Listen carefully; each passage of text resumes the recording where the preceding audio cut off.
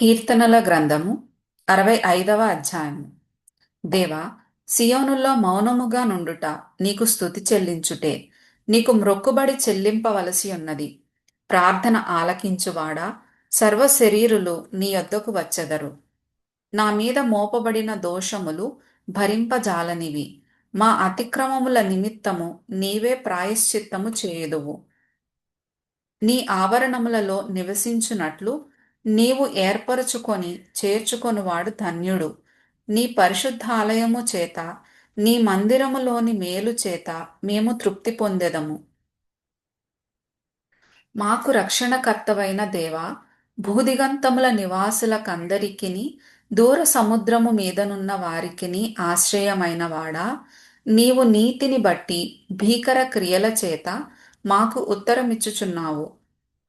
బలమునే నడికట్టుగా కట్టుకొనిన వాడై, తన శక్తి చేత పర్వతములను స్థిరపరచువాడు ఆయనే. ఆయనే సముద్రముల ఘోషను, వాటి తరంగముల ఘోషను అణచువాడు. జనముల అల్లరిని చల్లార్చువాడు. నీ సూచక క్రియలను చూచి దిగంత నివాసులను భయపడుదురు.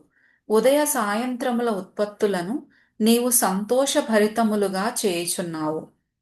నీవు భూమిని దర్శించి దాని తడుపుచున్నావు. దానికి మహదైశ్వర్యము కలుగజేయుచున్నావు. దేవుని నది నీళ్లతో నిండియున్నది.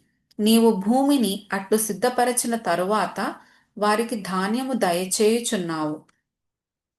దాని దుక్కులను విస్తారమైన నీళ్లతో తడిపి దాని గనిమలను చదును చేయుచున్నావు. వాన జల్లుల చేత దానిని పదును చేయుచున్నావు. అది మొలకెత్తగా నీవు దానిని ఆశీర్వదించుచున్నావు. సంవత్సరమును నీ దయా కిరీటము ధరింపజేసి ఉన్నావు.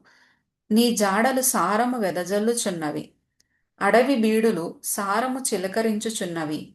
కొండలు ఆనందమును నడికట్టుగా ధరించుకొని ఉన్నవి. పచ్చిక పట్లు మందలను వస్త్రము వలె ధరించి ఉన్నవి.